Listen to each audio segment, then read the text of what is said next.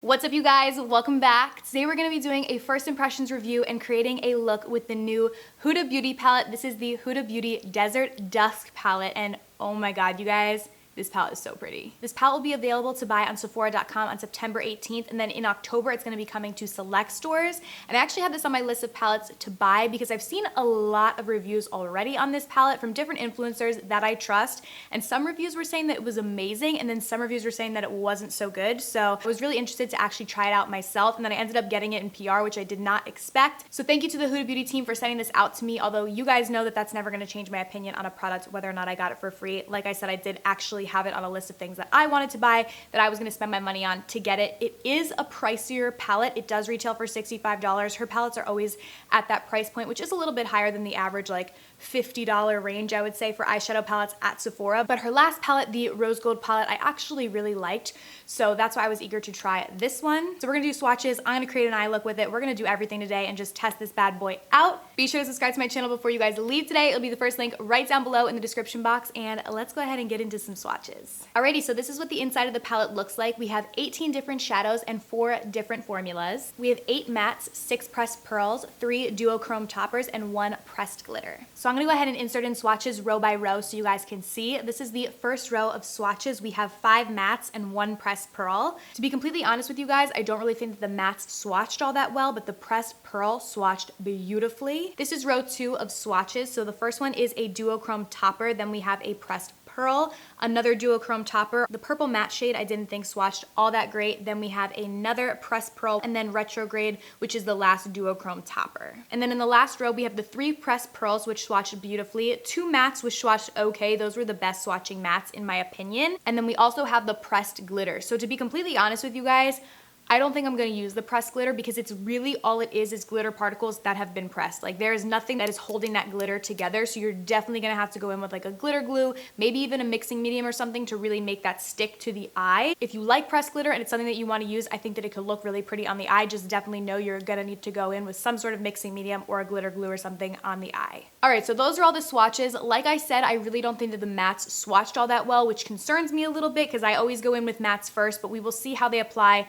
on the eye. I thought when I was swatching them they were super dry, so I'm a little nervous that they're gonna go onto the eye patchy, but we shall see. I do want to disclaim though that I do swatches for you guys because I know you guys like them, and they do help to show what the color looks like on the skin, but to be completely honest, swatches don't do anything for me. Some palettes swatch beautifully but perform horribly on the eyes, where other palettes that don't swatch all that great perform really nicely on the eyes. So I don't really think that swatches are a great representation of whether or not a palette is going to be good, but I know you guys like them, so that's why I do them. But to be honest, how the palette actually performs on the eyes is what's way more important to me, so that's what we're gonna test out now. Alrighty, so we're gonna go in with Eden first in the crease. I'm gonna zoom you guys in. Alrighty, so just gonna buff this in. This is a matte, but it seems to be actually applying really nicely, so that's a good thing because I was a little leery with those swatches. But as you guys can see, it really is blending out. I'm really not doing that much work at all, just windshield wiper motions. And it seems to be blending nicely, and it is pigmented as well. Then I'm gonna go in with amber right on top of that. So again, another matte. This one seems to be applying fine as well. See, the proof, you guys, isn't always in the swatches, because I was a little nervous because honestly the mattes didn't swatch well, but they seem to be applying completely fine to the lid, so that's really all that matters to me. I'm also not having any issues with fallout. I know I had seen that in a couple reviews. As far as like how far I've gotten, I haven't experienced that, but I haven't tried anything besides the mattes yet. Then I'm gonna go in with OUD, and I'm gonna use this to start to deepen up the crease a bit. See, now this one is taking a little bit more work to blend out. I am using a different kind of brush to get a more precise like crease, but it is taking a little bit more work to blend this matte out as compared to the rest.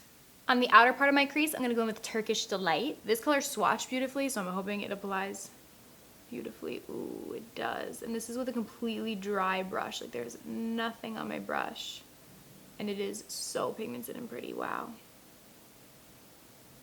I'm just gonna leave that in the outer part there. And then I'm gonna use Angelic on the rest of the lid. And just popping that on. This is such a pretty like light pink shade. Oh, I love it. And again, brush is completely dry. Underneath my lid, I'm gonna mix together OUD and amber and just smoke that out down there. And then to highlight, I'm gonna go in with Nefertiti. I hope I'm pronouncing that right. And I'm just gonna pop that into the inner corners and right beneath my brow. I'm gonna go ahead and pop on some lashes and some mascara, and then we will come back for final thoughts. All right, you guys, so this is the completed look once I went ahead and just popped on some lashes and liner. Overall, I really liked this palette. I almost like didn't wanna like it just because it is expensive.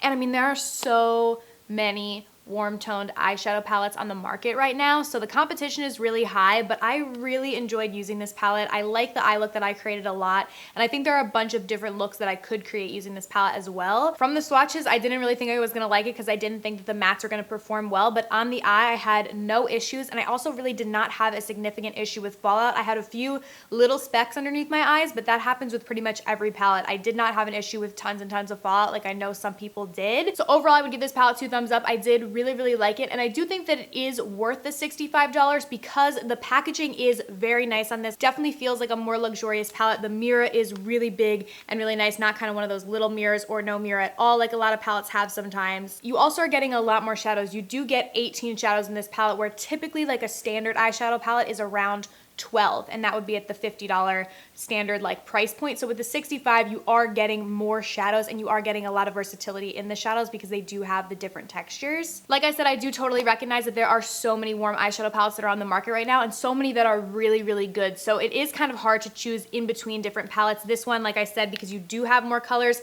is gonna give you a bit more versatility in the looks that you can create, but it is at that higher price point.